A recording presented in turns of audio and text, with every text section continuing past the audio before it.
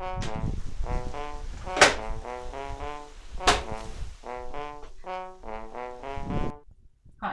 I'm Daniel. As you might be aware, there is currently a shortage of some electronics, like the PlayStation 5. What I did not expect and I was not aware of is that there is also a shortage of PlayStation 4 controllers. Specifically, Sony's official DualShock 4. There is plenty of off-brand imitation controllers, but no DualShocks. They're just not making them. So when I saw this black DualShock, at least what I thought was a DualShock, for half the price, I thought it was a great deal, so I got it. What I actually got was a big fat scam. And I don't want you to fall for this too, so I'm gonna give you about 10 to 15 different ways to tell apart a fake controller from a real one. Now first off, there were red flags just with the delivery of the item. What I got was the DualShock 4 and the box for it. There was no documentation inside, there was no receipt, no warranty, nothing to show what I got and from who I bought it. So that's a big red flag. And also the box was open. And at first I thought maybe it's just a return, like it's not fake, it's just not brand new. But then there was a cable included, and if you read on the box, even that says that there is no cable, and everyone knows the real DualShocks do not come with a cable.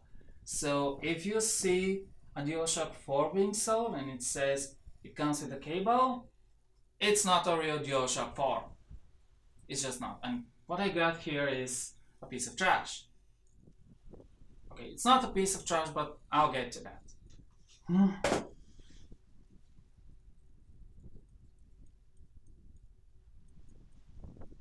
Okay, I got a piece of trash. Now, if you're someone smarter, you would probably not pick up the package, which I had as an option.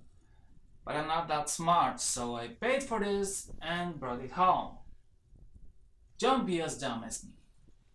Now let's assume we get a chance to inspect the controller before we buy it, and we want to find out if it's real. Now there are some obvious things you can do, like you can weigh it, and yes, the fake one weighs less, but you're not gonna be carrying a scale around, so there are other things that you can inspect to find out. There's a lot of visual differences that are very subtle, but if you know to look for them, they're not that difficult to find.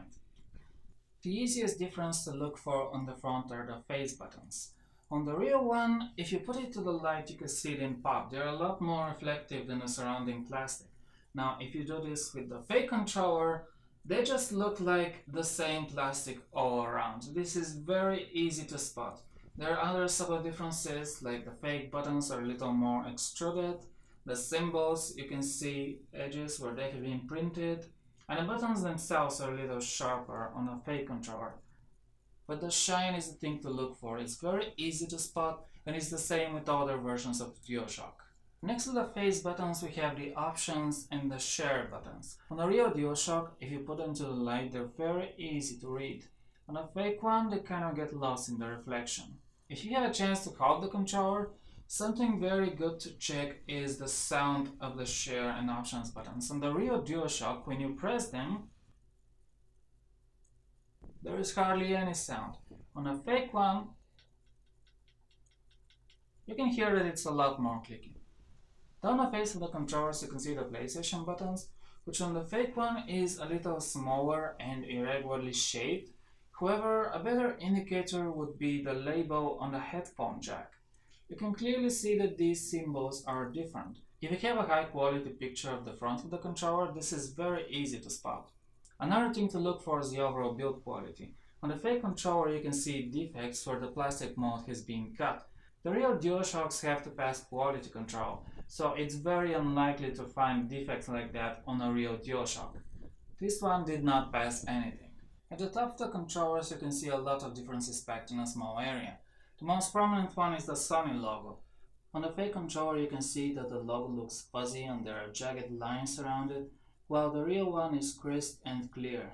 If you compare the bumpers and the triggers, you can see that the plastic between them is a little wider on the fake controller, but it's better to look at the labels. As you can see here, the R button is not even the same font. This is very badly made. You can also compare the sound of the triggers. On the real one, when you press it, you mostly hear the sound of plastic hitting against itself. On a fake one, you can hear a little bit of the spring inside. Once again, look at the build quality. On the fake one, you can see where the different parts of the mode end abruptly. Another easy thing to look for is the label on the micro USB slot. On the real one, it's concave. On the fake one, it's convex. Finally, in the back of the controllers, you can look at the screws and the labels. The screws on the fake controller have a smaller head with a thicker drive, and you can see that they don't fit as well as the real screws.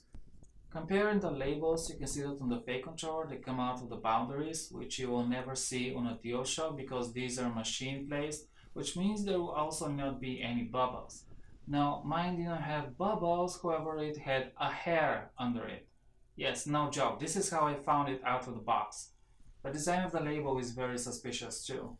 You can see that the sign logo is squished, there's a lot more space above it, and the R is in an oval instead of a circle. Now all the differences I've found so far are purely cosmetic. If the fake controller works as good as a real one, they shouldn't really matter. Well, guess what? It does not. I know, it's shocking. Just trying to charge them reveals differences in the way they work. A real Dualshock 4 will not even start charging if the battery has not fallen below 70%. I found this out reading the dock's manual. The fake one always starts charging immediately when you plug it in. Even just leaving it on the dock for about 20 minutes makes it start charging again, which is terrible news for the battery because unnecessary charging cycles shorten its lifespan. So the fake battery will prove a lot less durable in the long run. When the real Dualshock 4 is drained enough to charge, you can see another difference in the light bars. The real keeps turning on and off for as long as it's charging, while the fake one just flashes a few times and turns off.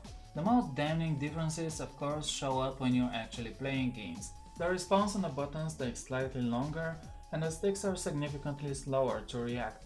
For a lot of games this might be okay, but if you play competitive shooters this would be a major detriment. On the bright side, the touchpad works, the speaker works, and even the motion controls work. I've heard of some fake controllers having weaker rumble, but it doesn't seem to be an issue here. All things considered, this is not the worst controller I've ever bought. It's not complete trash, it's usable as a backup or as a secondary gamepad, it's fine, but if you know it's fake, you should never buy it. Just don't, because you don't know what kind of trash you might get, and on top of that you're funding fraudsters who will just sell more trash, and you don't want to be doing that. You really don't want to be doing that. If you're on a budget and you're just looking for something cheap, just buy an off-brand. Buy something from Nacom or Trust or whatever. At least you know what you're getting and you know who you're getting it from. Doesn't matter if it doesn't have all the bells and whistles, it's going to come with some warranty and it's going to work for at least some time. For this, you have no guarantees. It might break tomorrow and that's going to suck. Let's hope it doesn't happen. That's all I got for you today. My name is Daniel, thank you very much for watching and see you later.